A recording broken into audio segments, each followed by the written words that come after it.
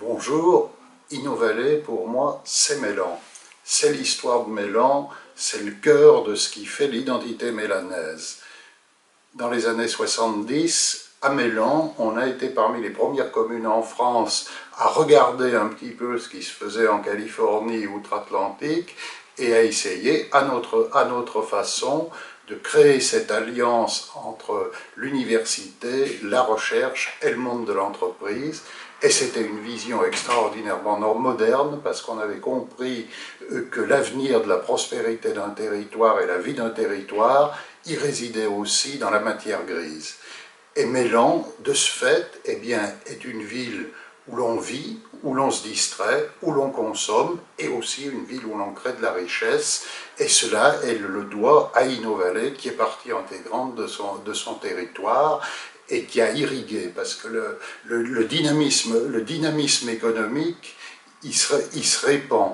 La concurrence, l'innovation, la confrontation des idées entre différentes structures, eh bien ça crée de la dynamique dans tous les modèles, dans tous les domaines, pardonnez-moi, y compris par exemple dans ce qui pourrait paraître inattendu dans le domaine culturel, avec les initiatives Art Sciences de notre scène nationale de l'Hexagone.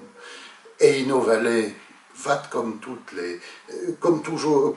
à Mélan, en étant enraciné dans cette histoire que je viens de décrire, continue à évoluer, à se redynamiser en confortant sa place d'acteur économique par l'ouverture de plus de possibilités d'implantation d'entreprises, par l'association d'habitation, par l'association de services, et elle est aussi maintenant, avec sa partie bonimontaine, un pont entre les territoires de la métropole grenobloise et du Grésivaudan.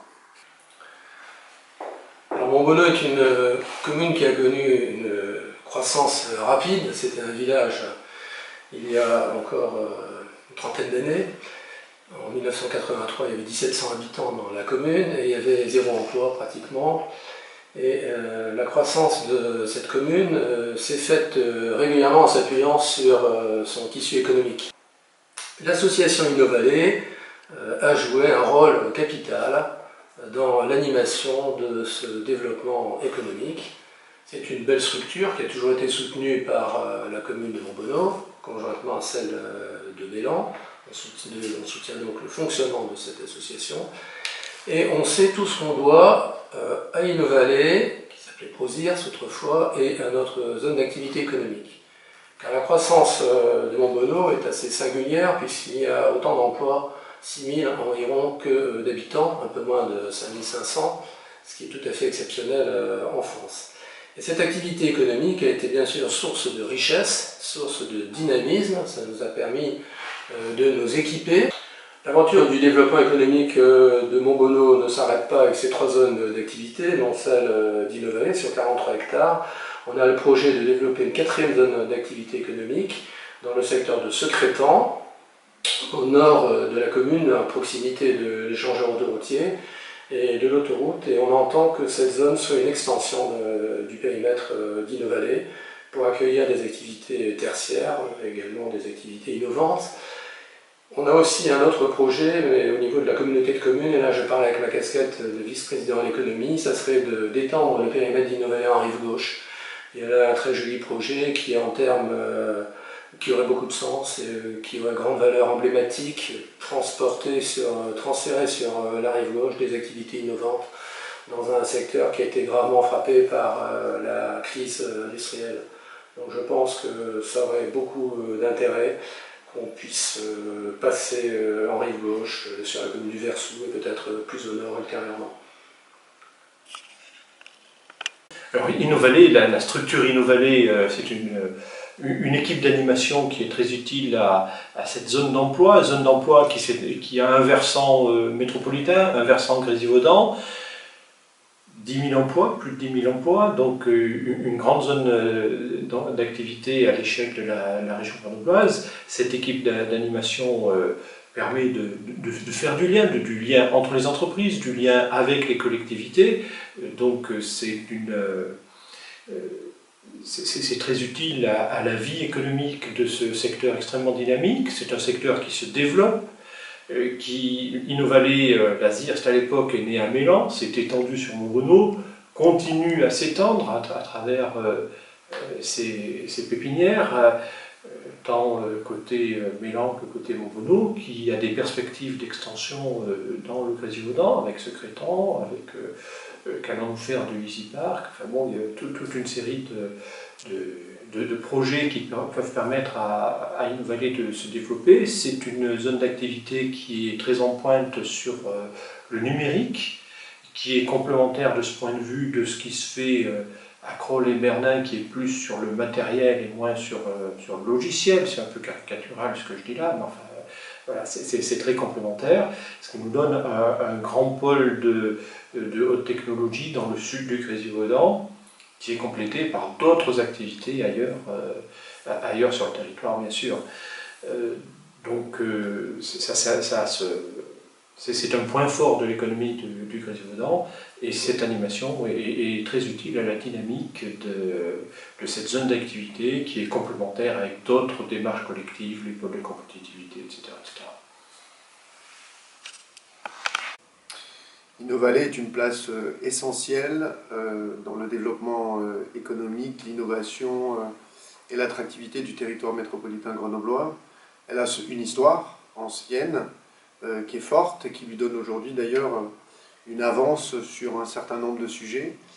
Lorsque l'on voit d'abord les grands noms qui sont aujourd'hui sur Innova-Vallée, mais également aussi toute l'énergie qu'il y a dans ces jeunes pousses et ces startups qui poussent justement et qui sont créatifs, qui créent de la valeur, qui justement ont des projets à la fois à la frange, je dirais, entre leur sortie d'université, de grande école et leur volonté de créer leur propre projet, d'être utile, de fabriquer quelque chose d'utile à la société et au monde et développer un business qui fonctionne et qui soit créateur de valeur.